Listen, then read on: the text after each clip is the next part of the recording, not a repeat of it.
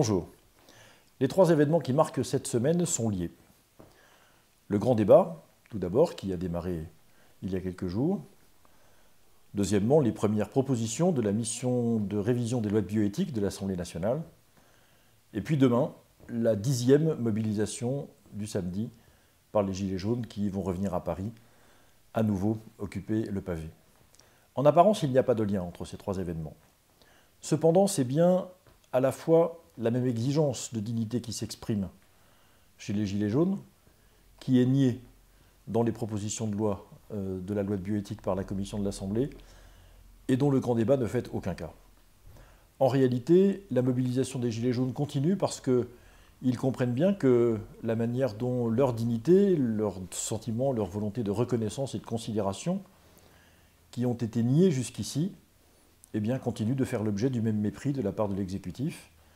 Et ce n'est pas l'organisation des grandes conversations avec les maires, et encore moins les propositions de la commission des lois de bioéthique de l'Assemblée qui régleront cette question. Car au fond, cette exigence de dignité, même si elle s'exprime d'une manière un peu différente par les Gilets jaunes, rejoint l'absence totale de considération de cette même dignité telle qu'elle sort des propositions de l'Assemblée nationale. L'Assemblée nationale nous propose exactement tout ce que nous avons combattu maintenant depuis un quart de siècle dans la législation française.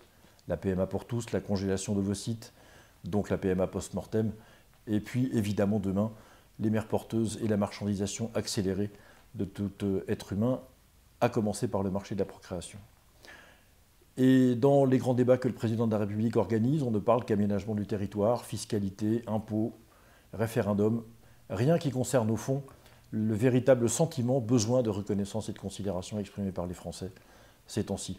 Et c'est la raison pour laquelle cette semaine qui promettait, nous avait-on dit, d'être une grande semaine de réorientation des grandes politiques publiques françaises, en réalité n'est qu'une continuation de ce que nous avons vécu et connu jusqu'à la fin de l'année dernière et depuis le début de cette année. Et c'est la raison pour laquelle nous sommes mobilisés au Parti chrétien-démocrate pour la marche pour la vie qui se tiendra dimanche à Paris, dimanche après-midi. Et nous y sommes mobilisés parce que nous voulons affirmer notre attachement au principe du respect de la dignité humaine, de la conception à la mort naturelle, ce qui inclut une considération attentive pour les conditions matérielles de vie qui concernent évidemment toutes les familles de notre pays.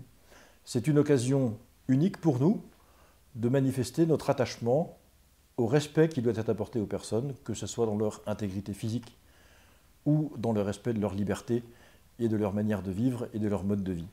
Et ainsi, nous souhaitons, en marchant dimanche après-midi avec la Marche pour la vie, d'abord, je vous l'ai dit, manifester notre attachement à ces principes, mais aussi dire aux Gilets jaunes qui se battent aussi pour la reconnaissance de leur propre dignité que ces combats se rejoignent.